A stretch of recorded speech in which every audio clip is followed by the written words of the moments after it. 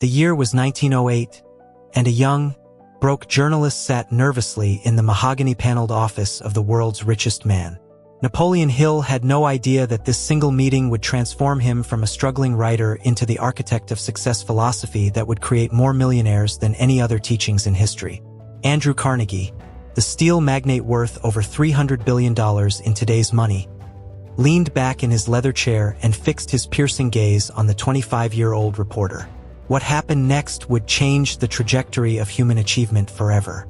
"Young man," Carnegie said, his Scottish accent thick with authority, "I'm going to give you a choice that will determine the rest of your life. I want you to spend the next 20 years studying the most successful people in America without pay. Will you do it?" Hill's heart pounded. 20 years without guaranteed income? His family needed money now, but something in Carnegie's eyes told him this was destiny calling.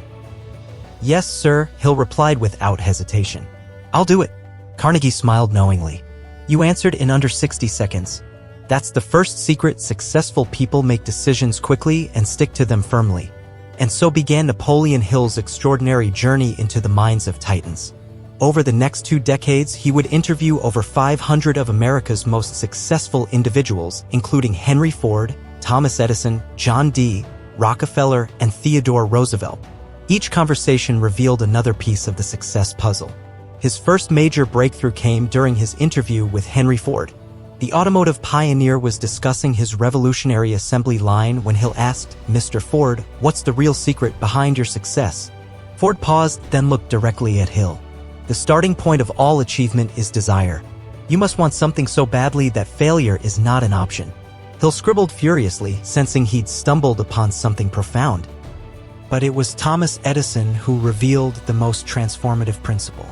After showing Hill his laboratory filled with thousands of failed experiments, Edison said, "Most people quit when they're 3 feet from gold. They give up right before the breakthrough."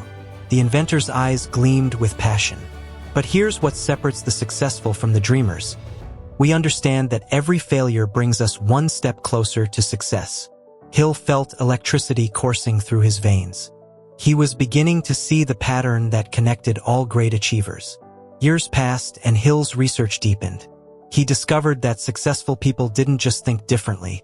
They possessed an almost supernatural ability to influence their circumstances. During a particularly enlightening conversation with Steel executive Charles M. Schwab, Hill learned about the power of mastermind groups.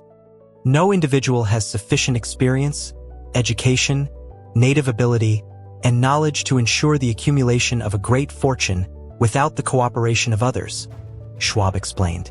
Behind every great success is a mastermind, a group of people working in perfect harmony toward a common goal. Hill's notebooks filled with insights that would later become legendary principles. He learned about the importance of specialized knowledge from railroad magnate James J. Hill, no relation, who told him, "General knowledge is of little use in the accumulation of money. It is specialized knowledge that pays." The turning point in Hill's journey came during the Great Depression. While millions lost everything, Hill noticed that some individuals not only survived but thrived. What was their secret? The answer came from oil tycoon H.L. Hunt, who shared a profound truth. There are only 2 things you need to become wealthy.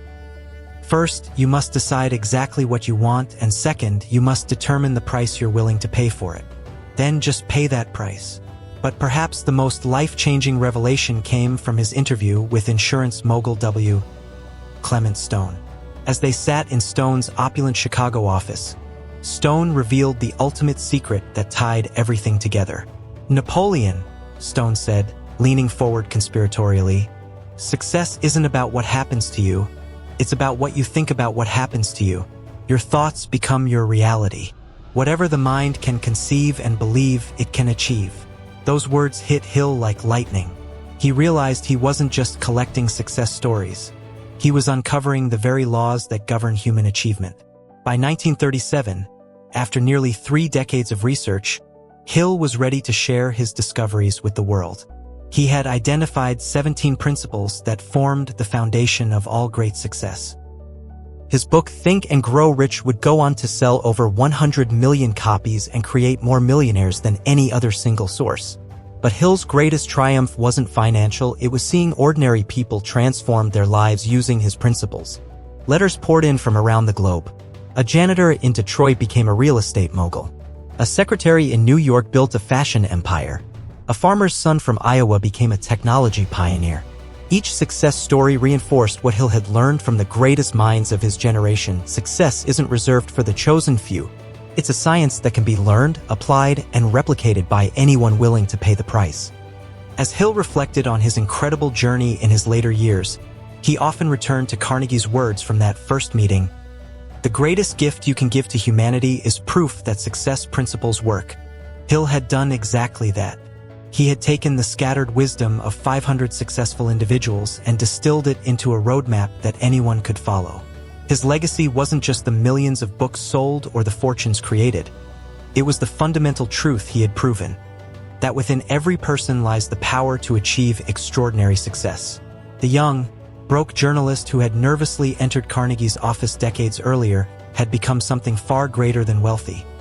He had become a fortune maker for millions of others. As Hill once wrote in his final years, "Whatever the mind can conceive and believe, it can achieve." This is not merely a philosophy, it is a law of the universe, waiting for anyone brave enough to claim it.